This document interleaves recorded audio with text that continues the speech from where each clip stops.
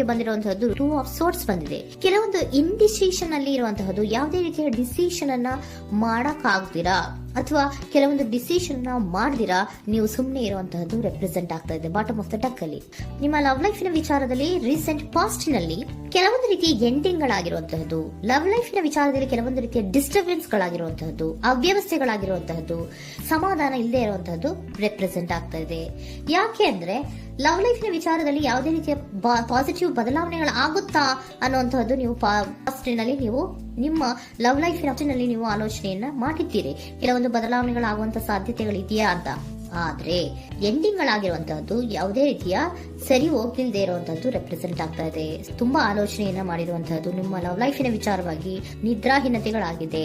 ಕೆಲವೊಂದು ರೀತಿಯ ಸ್ಟ್ರೆಸ್ಸಿಗೆ ಒಳಗಾಗಿರುವಂತಹದ್ದು ನಿಮ್ಮ ರೀಸೆಂಟ್ ಪಾಸ್ಟಿನಲ್ಲಿ ನಡೆದಿರುವಂತಹದ್ದು. ಲವ್ ಲೈಫಿನ ವಿಚಾರವಾಗಿ ಯಾವುದೇ ರೀತಿಯ ಅಂತ ಸಮಾಧಾನದ ಏನು ನಿಮ್ಗೆ ನಡೆದಿಲ್ಲ. ಆ ಕಾರಣಕ್ಕೇನೆ ನಿಮ್ಗೆ ಕೆಲವೊಂದು ವಿಚಾರಗಳನ್ನ ಡಿಸಿಷನ್ ತಗೊಳ್ಳುವಂತಹದ್ದು, ಡಿಸೈಡ್ ಅನ್ನ ಮಾಡುವಂತಹದ್ದು ನಿಮ್ಗೆ ಕಷ್ಟ ಆಗ್ತಾ ಇರೋದು.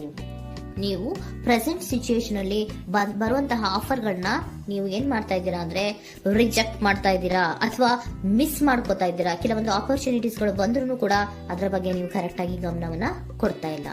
ಯಾಕೆ ಕೊಡ್ತಾ ಇಲ್ಲ? ನಿಮ್ಗೆ ಗೊತ್ತಾಗ್ತಿಲ್ಲ ಏನ್ ಮಾಡ್ಬೇಕು. ಅದಕ್ಕೋಸ್ಕರ ನೀವೇನ್ ಮಾಡ್ತಿದ್ದೀರಾ, ಎಂಡಿಂಗ್ ಆದಂತಹ ಆಫರ್ಗಳಿರ್ಬೋದು ಅಥವಾ ಬೇರೆ ಯಾವುದೇ ಆಫರ್ಗಳಿರ್ಬೋದು ಬಂದ್ರೆ ಅದನ್ನ ನೀವು ಗಮನನೇ ಕೊಡದೇ ಇರುವಂತಹದ್ದು. ಯಾವುದೋ ಕೆಲವು ವಿಚಾರ ನಿಮ್ಮ ಲವ್ ಲೈಫಿನ ವಿಚಾರವಾಗಿ ಕೆಲವೊಂದು ರೀತಿಯ ಮತ್ತಷ್ಟು ಮುಟ್ಟೋದು ಅಂದ್ರೆ ರಿವ್ಯಾಲ್ಯೂಯೇಷನ್ ಅನ್ನ ಮಾಡ್ತಾ ಇರುವಂತಹದ್ದು ಪ್ರೆಸೆಂಟ್ ಆಗ್ತಾ ಇದೆ. ಪ್ರೆಸೆಂಟ್ ಅಲ್ಲಿ ನಾನು ಯಾವುದೇ ಆಫರ್ ಅನ್ನ ತಗೊಳ್ಳುವಂತ ಸ್ಥಿತಿಯಲ್ಲಿ ಇಲ್ಲ ಅನ್ನುವಂತ ರೀತಿಯಲ್ಲಿ ನೀವು ಆಫರ್ಗಳನ್ನ ಮಿಸ್ ಮಾಡ್ಕೊಳ್ಳುವಂತಹದ್ದು ಅಥವಾ ರಿಜೆಕ್ಟ್ ಮಾಡುವಂತಹದ್ದು ರೆಪ್ರೆಸೆಂಟ್ ಆಗ್ತಾ ಇದೆ.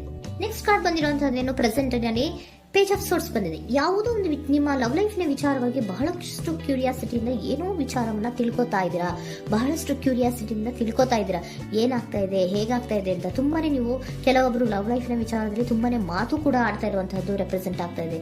ಏನಾಗ್ತಾ ಇದೆ, ಹೇಗಾಗ್ತಾ ಇದೆ, ಈ ಗಲಿಬಿಲಿಗಳು, ಡಿಸ್ಟ್ರಾಕ್ಷನ್ಸ್ಗಳು ಅಥವಾ ಡಿಸಿಷನ್ಸ್ ನ ಮಾಡೋಕ್ಕಾಗದೆ ಏನಕ್ಕೆ ಒದ್ದಾಡ್ತಿದೀವಿ ಅನ್ನೋದ್ರ ಬಗ್ಗೆ ಕೂಡ ನೀವು ಕೆಲವೊಂದು ರೀತಿಯ ಮಾತಾಡ್ತಾ ಇರುವಂತಹದ್ದು ರೆಪ್ರೆಸೆಂಟ್ ಆಗ್ತಾ ಇದೆ.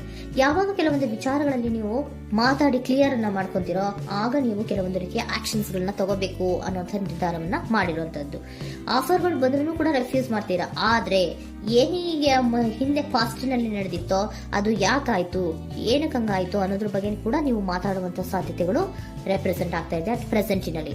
ಆಮೇಲೆ ನೀವು ಮಾತಾಡಿದ್ಮೇಲೆ ಕೆಲವೊಂದು ರೀತಿಯ ನಿರ್ಧಾರಗಳನ್ನ ಮಾಡುವಂತಹದ್ದು. ನೈಟ್ ಆಫ್ ವೈಂಡ್ಸ್ ಬಂದಿದೆ. ಸೊ ಆವಾಗ ನೀವು ನಿಮ್ಮ ಕೆಲವೊಂದು ವಿಚಾರಗಳಲ್ಲಿ ಕ್ಲಾರಿಟಿಗೆ ಬಂದ್ಮೇಲೆ ನಿಮ್ಮ ಲವ್ ಲೈಫಿನ ವಿಚಾರದಲ್ಲಿ ಕೆಲವೊಂದು ಆಕ್ಷನ್ ಗಳನ್ನ ತಗೊಳ್ಳುವಂತಹದ್ದು ರೆಪ್ರೆಸೆಂಟ್ ಆಗ್ತಾ ಇದೆ. ಹಾಗೆ ಏನ್ ಆಕ್ಷನ್ಸ್ ಗಳನ್ನ ತಗೋತೀರಾ? ಈಗ ಕೆಲವೊಂದು ರೀತಿಯ ಆಫರ್ಗಳನ್ನ ನೀವು ಬಂದಂತಹ ಆಫರ್ಗಳನ್ನ ನೀವು ಏನ್ ಮಾಡಿದೀರಾ, ರೆಫ್ಯೂಸ್ ಅನ್ನ ಅಟ್ ಪ್ರೆಸೆಂಟ್ ಅಲ್ಲಿ ಮಾಡಿದ್ದೀರಾ. ಈಗಲೂ ಕೂಡ ನೀವು ಬಂದಂತಹ ಆಫರ್ ಅನ್ನ ನೀವೇನ್ ಮಾಡ್ತೀರಾ, ರೆಫ್ಯೂಸ್ ಅನ್ನ ಮಾಡ್ತೀರಾ ಅಥವಾ ರಿಜೆಕ್ಟ್ ಅನ್ನ ಮಾಡ್ತೀರಾ. ಯಾಕೆ? ಸೆಕೆಂಡ್ ಕಾರ್ಡ್ ನಿಮ್ಗೆ ಇಮಿಡಿಯೇಟ್ ಫ್ಯೂಚರ್ ನಲ್ಲಿ ಸೆಕೆಂಡ್ ಕಾರ್ಡ್ ಬಂದಿರೋದು ಯಾವುದು, ಹಾರ್ಮೆಟ್ ಕಾರ್ಡ್ ಬಂದಿದೆ. ಸೊ ಲೋನ್ಲಿನೆಸ್ ಅನ್ನ ರೆಪ್ರೆಸೆಂಟ್ ಮಾಡುತ್ತೆ. ಯಾಕೆ ಲೋನ್ಲಿನೆಸ್ ಅನ್ನ ರೆಪ್ರೆಸೆಂಟ್ ಮಾಡುತ್ತೆ? ಬೇಡಪ್ಪ, ಈ ಜಗ್ಲಿಂಗ್ ಗಳೇ ಬೇಡ. ತುಂಬಾ ಜಗ್ಲಿಂಗ್ ಇದೆ ನಿಮ್ಮ ಲವ್ ಲೈಫಿನ ವಿಚಾರದಲ್ಲಿ. ಕೆಲವೊಬ್ಬರಿಗೆ ತುಂಬಾ ಜಗ್ಲಿಂಗ್ ಇದೆ. ಯಾವಾಗ್ಲೂ ಬ್ಯಾಲೆನ್ಸ್ ಅನ್ನ ಮಾಡ್ತಾ ಇರ್ಬೇಕು. ಈ ಕಡೆಗೆ ಹೇಳಿದ್ರೆ ಆ ಕಡೆಗೆ ಹೋಗುತ್ತೆ, ಆ ಕಡೆಗೆ ಹೇಳಿದ್ರೆ ಈ ಕಡೆಗೆ ಬರುತ್ತೆ. ಯಾವ ಕಡೆ ಅಂತ ಮಾಡೋದು ಅನ್ನುವಂತಹ ಆಲೋಚನೆಯನ್ನ ಮಾಡ್ತಾ ಇರುವಂತದ್ದು. ಸದ್ಯಕ್ಕೆ ಯಾವುದೇ ಆಫರ್ ಬೇಡ, ಸ್ವಲ್ಪ ಒಂಟಿಯಾಗಿರೋಣ ಅಂತ ನೀವು ಆಲೋಚನೆಯನ್ನ ಮಾಡ್ತಾ ಇರುವಂತದ್ದು ರೆಪ್ರೆಸೆಂಟ್ ಆಗ್ತಾ ಇದೆ. ಮತ್ತೆ ಕೆಲವೊಬ್ಬರಿಗೆ ಕೆಲವೊಂದು ರೀತಿಯ ಕ್ಯೂರಿಯಾಸಿಟಿಯಿಂದ ಏನಾಗ್ತಾ ಇದೆ ಅಂತ ವಿಷಯಗಳನ್ನ ತಿಳ್ಕೊಂಡ್ಮೇಲೆ ಕೆಲವೊಂದು ಆಕ್ಷನ್ಸ್ ಗಳನ್ನ ತಗೊಳ್ಳುವಂತದ್ದು ಕೂಡ ರೆಪ್ರೆಸೆಂಟ್ ಆಗ್ತಾ ಇದೆ.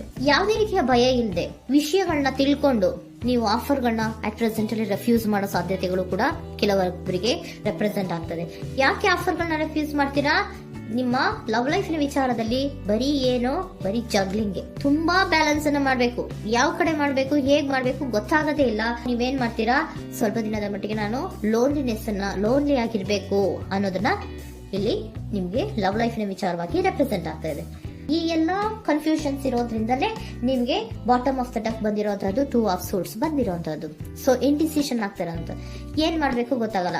ಅದಕ್ಕೇನೆ ನೀವು ಇಲ್ಲಿ ಕುತ್ಕೊಂಡ್ಬಿಟ್ಟಿದ್ದೀರಾ, ನನ್ನ ಲವ್ ಲೈಫ್ ನ ವಿಚಾರವಾಗಿ ಯಾವ ನಿರ್ಧಾರವನ್ನ ಮಾಡಬೇಕು ಅನ್ನುವಂತಹ ಆಲೋಚನೆಯನ್ನ ಮಾಡ್ತಾ ಇರುವಂತದ್ದು, ಹಾಗೇನೆ ಮಾಡುವಂತದ್ದು ನಿಮ್ಗೆ ರೆಪ್ರೆಸೆಂಟ್ ಆಗ್ತಾ ಇರೋದು. ಕೆಲವೊಬ್ರು ರೆಫ್ಯೂಸ್ ಅನ್ನ ಮಾಡಿ ಮುಂದೆ ಹೋಗುವಂತ ಸಾಧ್ಯತೆಗಳು ಇರುವಂತಹದ್ದು, ಮತ್ತೆ ಕೆಲವೊಬ್ರು ಆಫರ್ ಗಳನ್ನ ಬರುವಂತದನ್ನ ಬ್ಯಾಲೆನ್ಸ್ ಅನ್ನ ಮಾಡಬೇಕು, ಜಗ್ಲಿಂಗ್ ಅನ್ನ ಮಾಡಬೇಕು, ಸದ್ಯದ ಮಟ್ಟಿಗೆ ಒಂಟಿಯಾಗಿ ಇರೋಣ ಅಂತ ಆಲೋಚನೆಯನ್ನ ಮಾಡ್ತಾ ಇರುವಂತದ್ದು ರೆಪ್ರೆಸೆಂಟ್ ಆಗ್ತಾ ಇದೆ. ನಿಮಗೆ ಏಂಜಲ್ ಗೈಡೆನ್ಸ್ ಏನ್ ಕೊಡ್ತಾ ಇದ್ದಾರೆ, ಡೋಂಟ್ ಸ್ಟಾಪ್.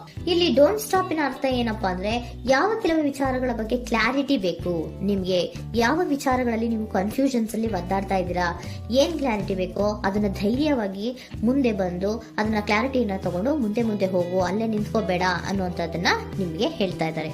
ಯಾವ ವಿಚಾರವನ್ನ ನೀವು ಲವ್ ಲೈಫ್ ನ ವಿಚಾರದಲ್ಲಿ ಏನ್ ಈ ಜಗ್ಲಿಂಗ್ಗಳು ಅಥವಾ ಈ ಬ್ಯಾಲೆನ್ಸ್ ಗಳನ್ನ ಮಾಡ್ಕೊಂಡು ಅಥವಾ ಎಳ್ದಾಟಗಳನ್ನ ಮಾಡ್ಕೊಂಡಿದ್ದೀರೋ ಅಲ್ಲಿಗೆ ಕ್ಲಾರಿಟಿನ ತಗೊಳ್ಳಿ, ಧೈರ್ಯವಾಗಿ ಕ್ಲಾರಿಟಿನ ತಗೊಂಡು ನೀವು ಮುಂದೆ ಆಕ್ಷನ್ಸ್ ಅನ್ನು ತಗೊಳ್ಳುವಂತದ್ದು ರೆಪ್ರೆಸೆಂಟ್ ಆಗ್ತಾ ಇದೆ.